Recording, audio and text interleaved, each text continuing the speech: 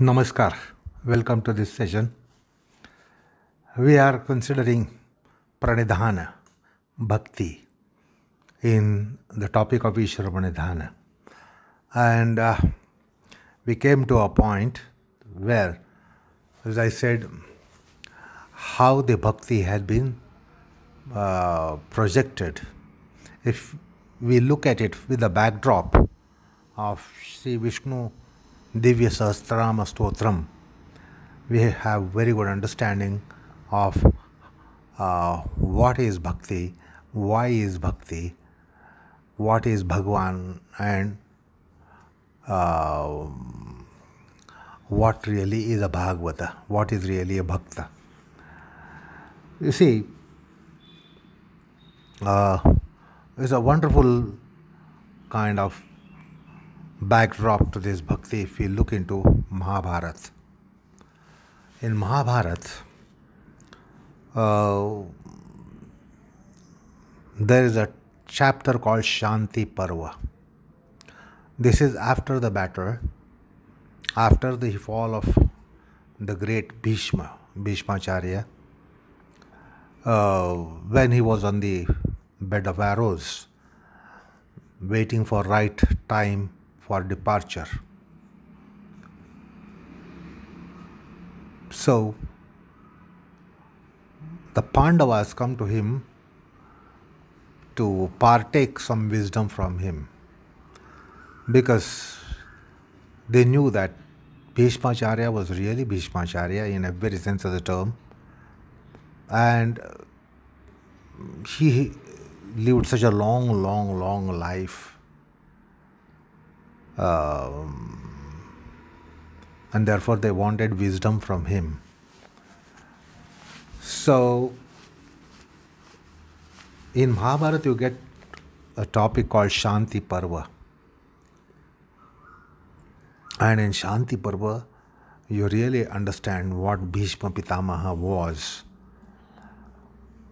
from wisdom perspective, from wisdom dimension. So there are wonderful passages, chapters, which are divided into three parts. Shanti Parva is divided into three parts. You get Rajadharma Parva. Rajadharma Parva depicts and describes, enumerates a complete Kshatra Dharma. So, he was indeed a veteran in Kshatra Dharma. And therefore there is Upaparva called Rajadharma Parva as to what is Rajadharma, which was important for Yudhishthira because he would be soonly coronated as king after the battle was won.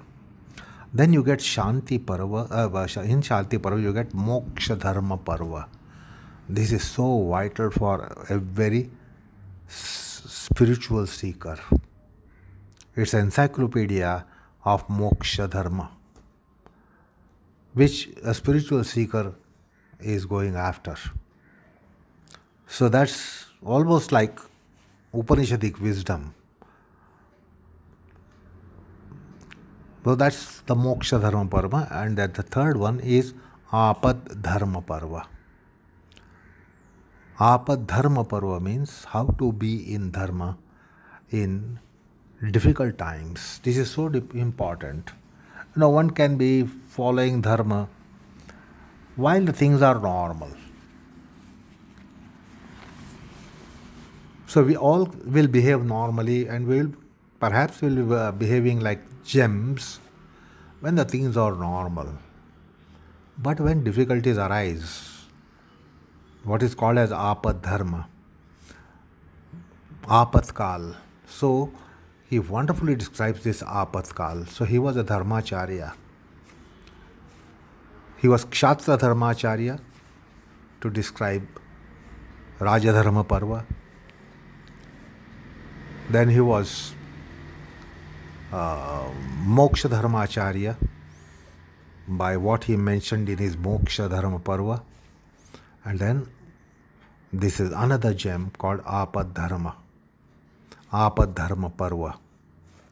So these are beautiful passages for all wisdom seekers, all those who are in the path of spirituality, Adhyatma, Paramartha, should definitely look into the Shanti Parva and its 3 Upaparvas and the whole matter. It's an invaluable matter in Shanti Dharma Parva.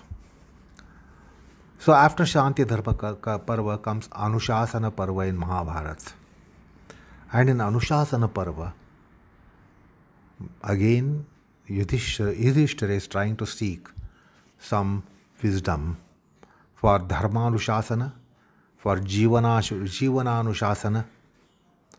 So that's Anushasanam for very life, Anushasanam for ultimate values of life. So there comes Anushasana Parva. And in Anushasana Parva, you get a passage called Shri Vishnu Divya Sahasranama Stotram. So actually, Pandavas wanted this wisdom from very Bhagwan. When Bhagwan Shri Krishna was there, who else was needed to be giving this wisdom? And they actually approached Bhagwan Shri Krishna to hear about the wisdom, the pinnacle of wisdom. And Bhagwan Shri Krishna tells them to go to Shri Bhishmacharya. And he says, please, you take the wisdom from him. Bhishma wonders. He says, Bhagwan, why is it that you are asking them to come to me when you yourself is available to them? It is you should be giving this nectarine wisdom to them. Why are you sending them to me? It's quite enigmatic.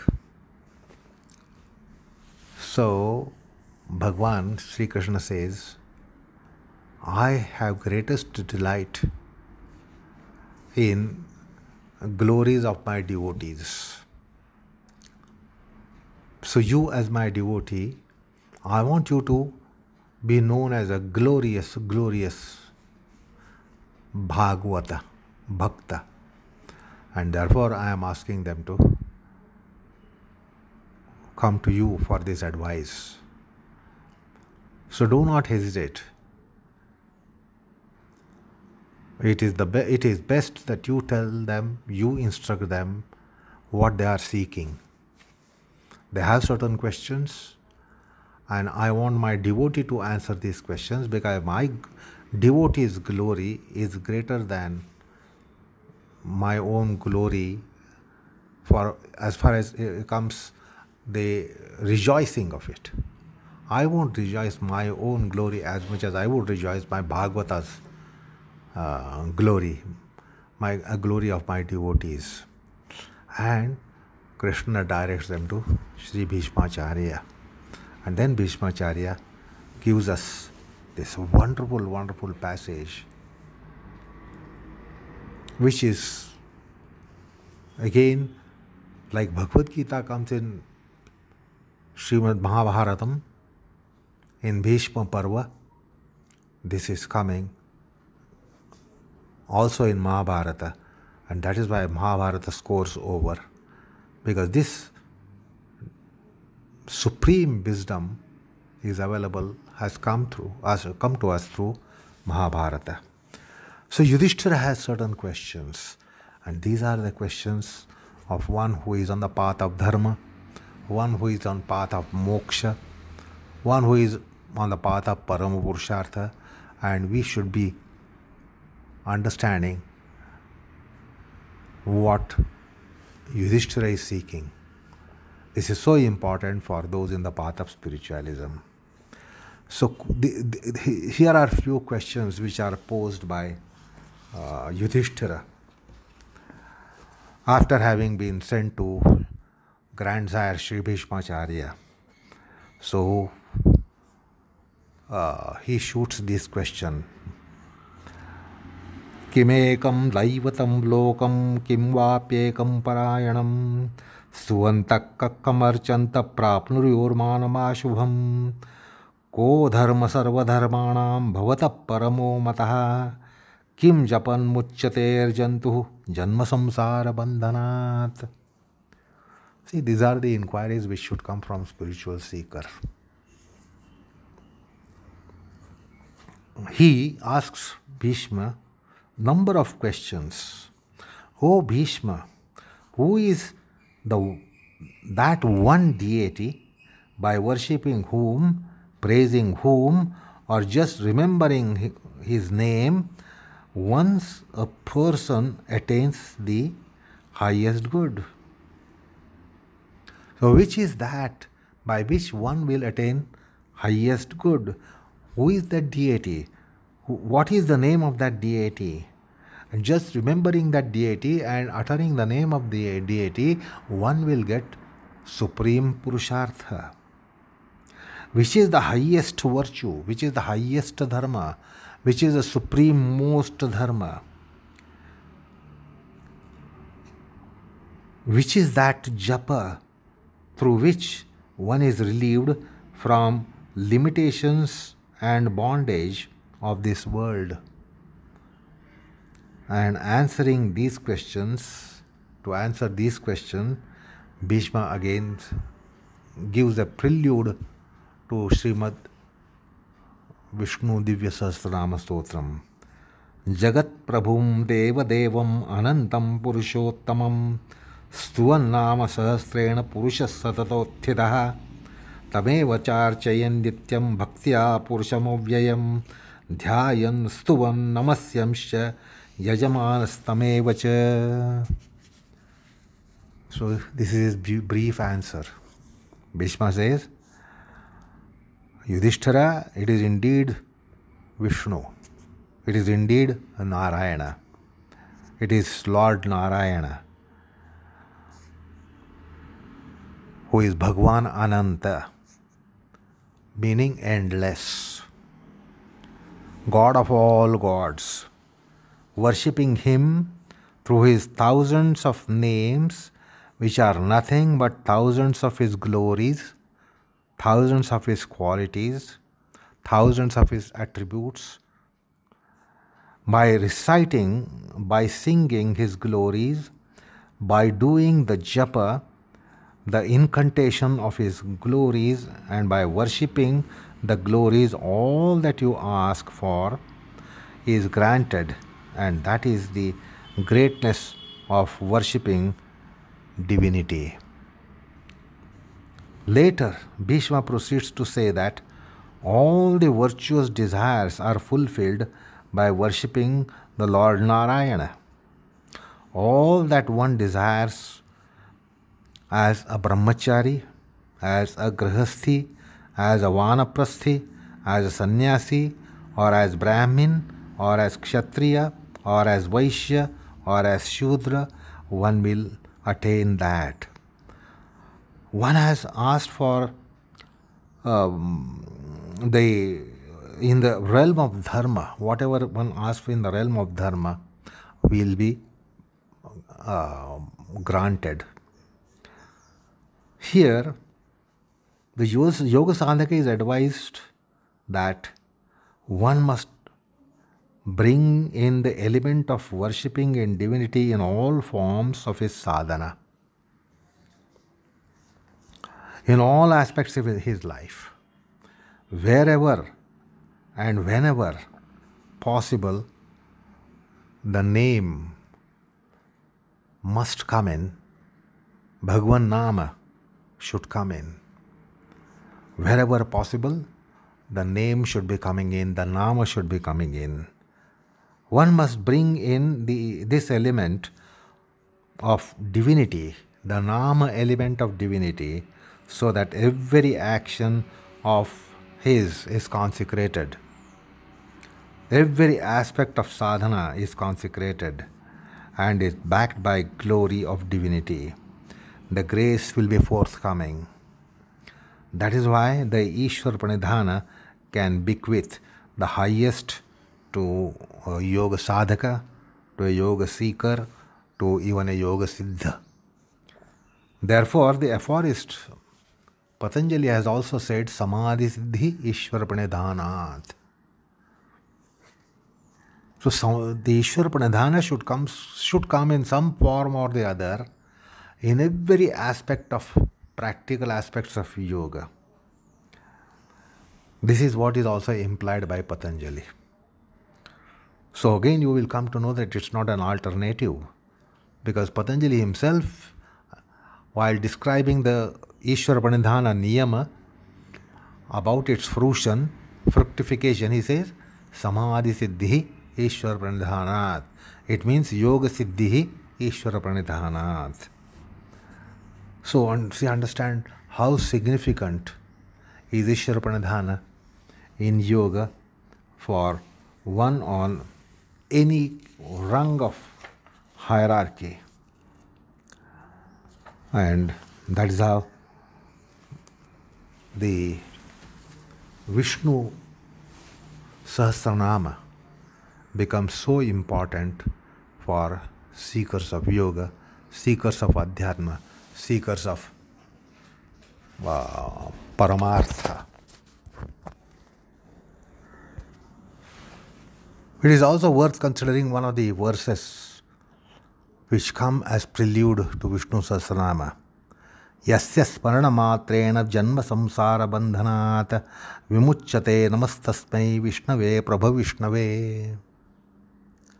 Yasya smarana matrena, by mere smaranam of Sriman Narayana, janma samsara bandhana will be overcome, or at least will be loosened, or at least it will be enfeebled. So, yasya smaranamatena janma samsara bandhanat vimuchyate. One is free from janma samsara bandhanam. So, Adhyatmic seekers should understand what is this janma samsara bandhanam.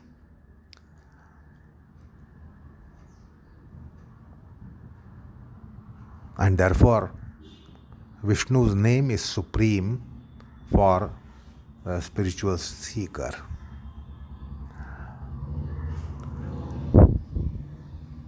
And it gives every kind of enfranchisement that seeker is looking for.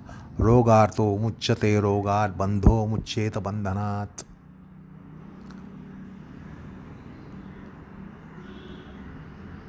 Na ashubham mati. So these are all so important boons which a seeker of yoga is looking for. And Vishnu Sahasranama grants all that. It is so important. Ashubhamati will go away. That means the Kama, Krodha, Lobha, Moha, Mada, Matsarya will be eclipsed by Vishnu Sahasranama Stotra Patanam, Shravanam, Mananam. So, Rogarto muchyate rogar, bandho muchyeta bandhanat. So, bandhana, the bondage will go. Those are in the grips of diseases. They will also be freed from the grip of diseases. So, the efficacy of Divya Sahasranama comes in the very prelude to the stotram. And thereafter the Sahasranamas come after mentioning all this.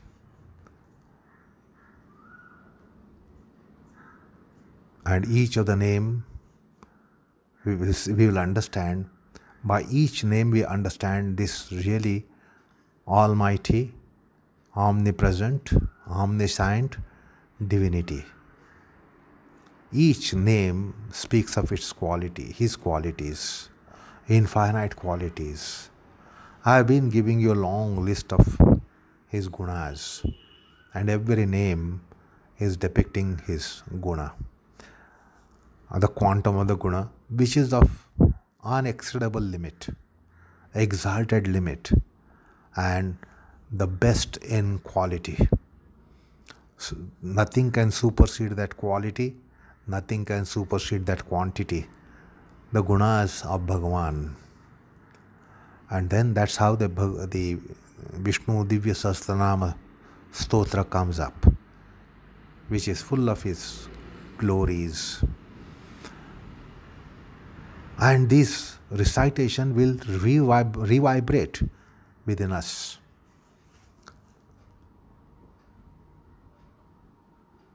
So what we were seeing, that in Niyamanga Ishwara Pranidhana, we should make it a habit to chant certain stotras. This is the glorious of all glorious stotras, Vishnu Divya Sahasranama Stotram.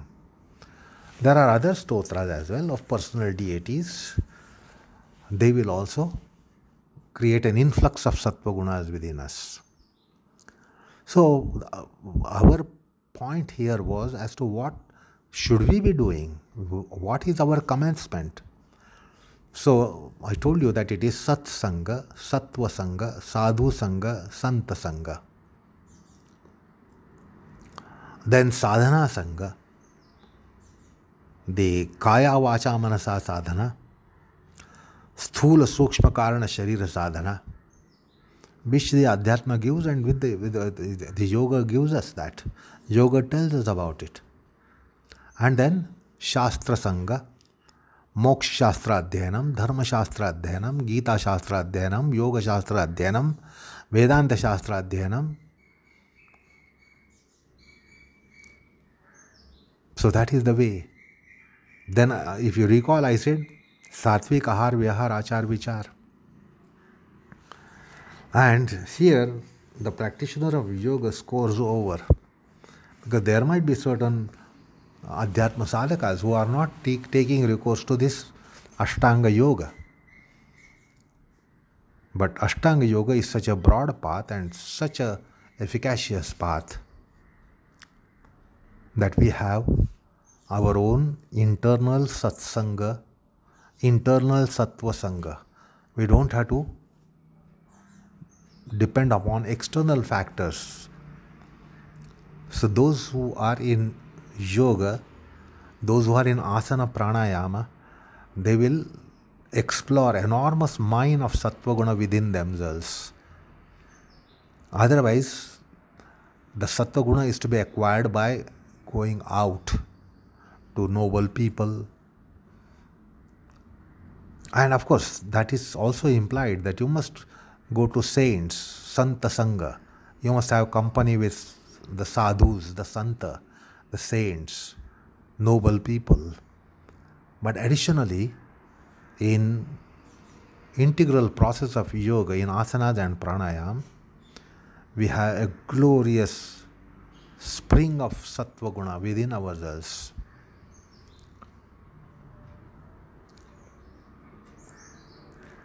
Because yoga is an integral activity, asanas, in asanas. Body, mind, breath, senses, organs, psyche, consciousness, they all come together, and then it's a marvelous compound. And when yoga is being done, the dynamics of asanas is such that it is not that we do it, it is done on us. Asanas are not to be done in classical sense. Asanas that are done on our subjective entity. Our subjective entity is a beneficiary. It is carved, it is sculpted, it is treated, it is processed.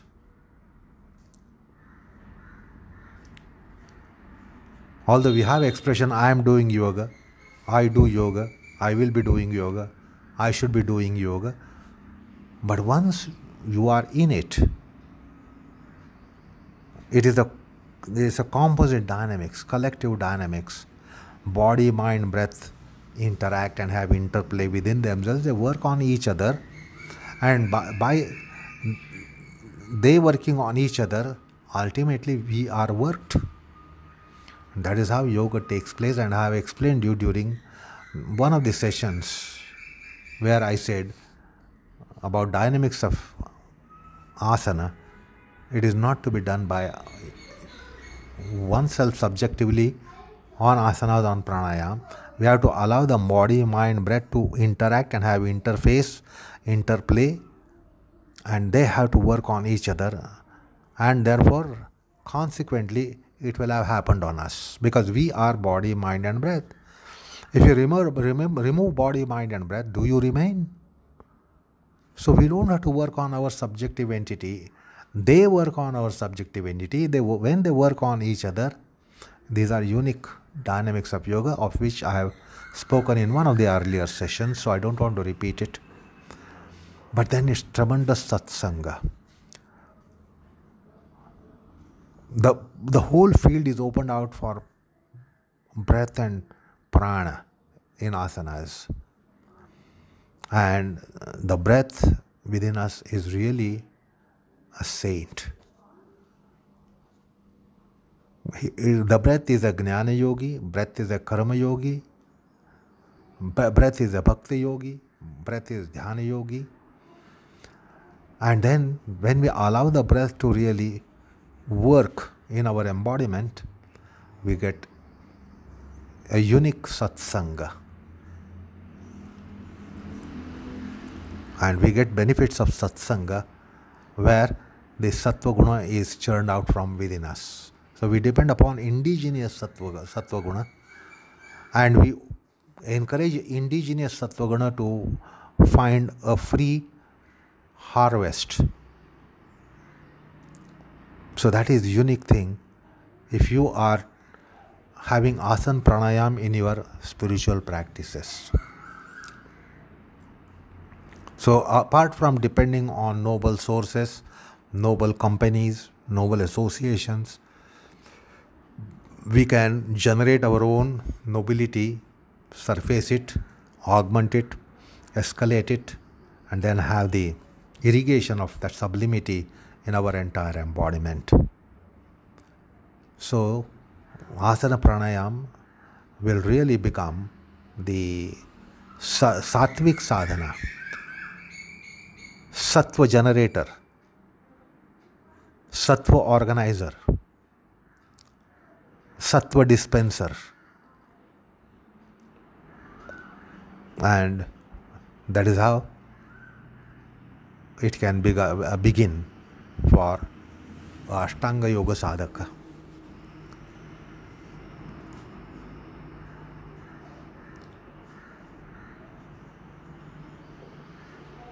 So apart from Satsanga, Sadhana Sangha, Shastra Sangha, let us understand all this within. There is also Shastra Sangha within. It is a wisdom process. Yoga is a wisdom process. We open out that wisdom encyclopedia.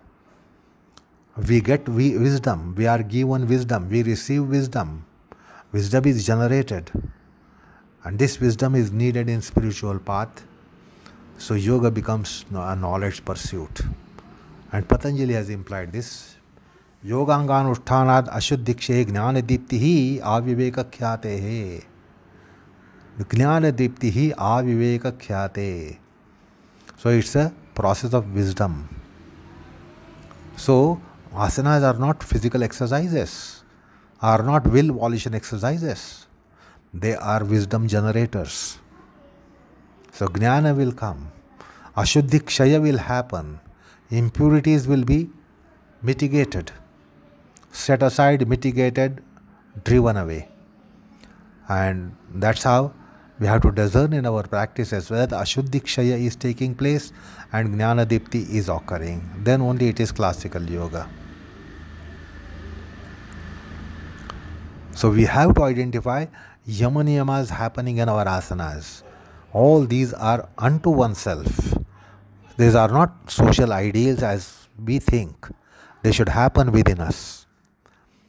So this is how one should discern ahimsa, satya, asteya, brahmacharya, aparigraha, shaucha, santosha, tapa, swadhyaya, ishwar pranidhana happening in one's own asana pranayam practices. So we have additional channel to be benefited by satsanga, sadhana sanga, shastra sanga. We ourselves become a shastra in yoga. Our embodiment becomes a shastra, and it teaches us this supreme shastra. So during the last session and this session, we saw what we can be doing in daily routine. So I've cast some light on it as to what we can be doing, we may be doing, we should be doing. And when we understand the purport of this, it will be done in a greater quantum, in greater quality. So right from getting up in the morning, certain habits have to be inculcated until going to sleep at night. When we chant, Ya Devi Sarvabhuteshu Nidra Rupena Samsthita Namastasyai Namastasyai Namastasyai Namo Namah, or hymns, chanting hymns, Namasmarana, and with Namasmarana going to sleep. So to see how the day can be packed in spiritual elements. So we have to see how we can bring the spiritual element in our life. In whatsoever quantum, we must bring it in. So that is what we can be doing. So anyway, we have discussed Ishvara, we have discussed Pranidhana, and therefore we have discussed Ishvara Pranidhana as well. So Ishvara Pranidhana comes in Niyamanga, which is the lowest hierarchy in Patanjali's scheme.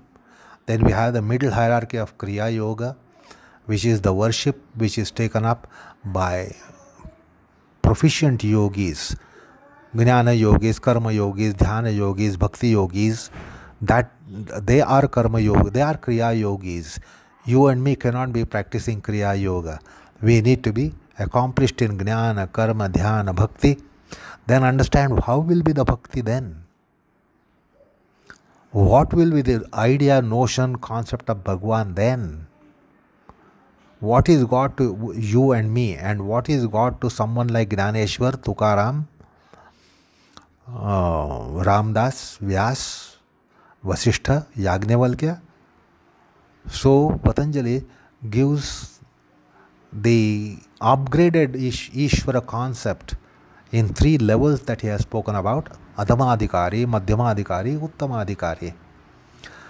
Now, we are considering the Ishvara which has come in first chapter. Now we are reverting back to the text. Apart from the definition that he gave, Klesha Karma Vipaka Asha Jair Aparamrushtaha Purusha Vishesha Ishvaraha. So that's how the Ishvara was described. Ishvara Pranidhan was described. Now reverting back to the text, now in the following sessions we will try to understand deeper purport of the remainder of sutras which come in the topic of Ishvara.